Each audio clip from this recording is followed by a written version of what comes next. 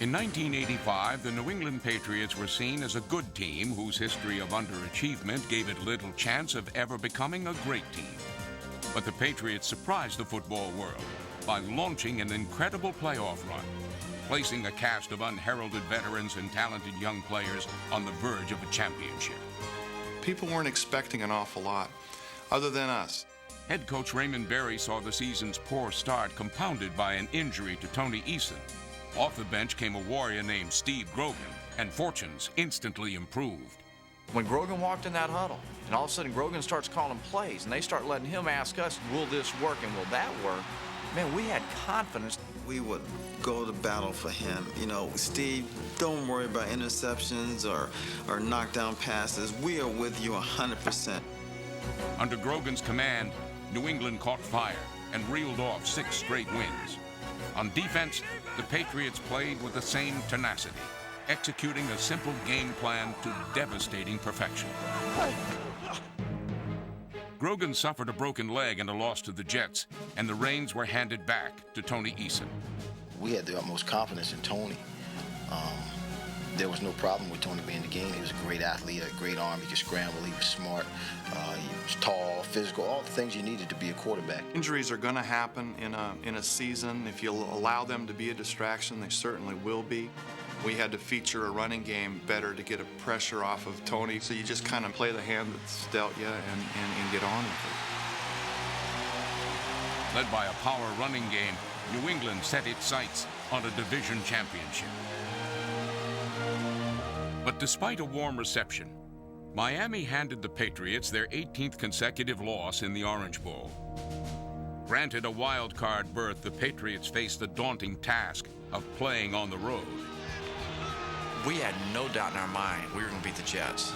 You know, that was a good team, and it was a good rivalry and all those things, but there was no doubt in our mind we'd beat the Jets, just because we had a confidence about us at that point in time. This is a game we're going to win. Confidence would not be as high in Los Angeles against the heavily favored Raiders, but aggressive defense and special teams play proved to be the difference for the Patriots in a shocking upset.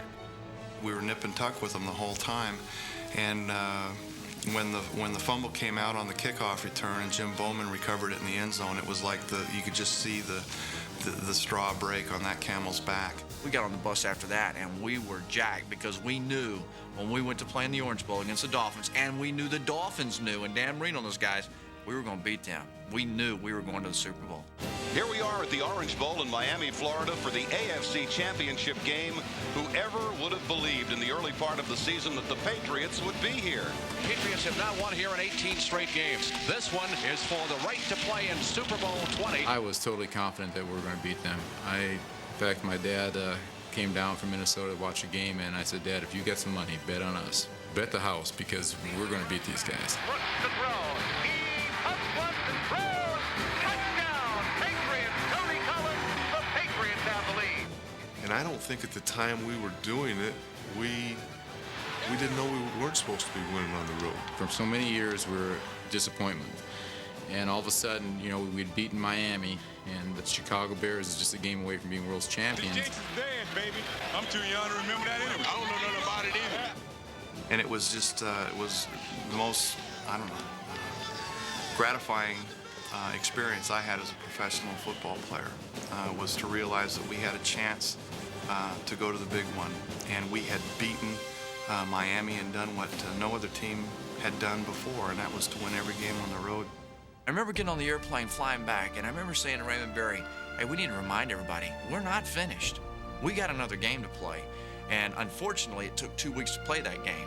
But we were on such a high after the Orange Bowl victory and the Dolphins victory and all those things, we couldn't ever come back down to earth and get focused back in on another game. Super Bowl 20 proved to be a mismatch, as the Chicago Bears provided a crushing end to New England's season.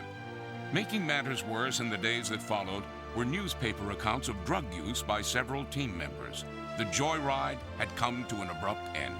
It really distracted from what should have been a time that we were proud of what we'd done. Even though we'd lost the Super Bowl, we had been there, done everything we needed to do to get us to that point, and suddenly the focus of a very good season was shifted from what we had done on the field to what a few of the players had done off the field.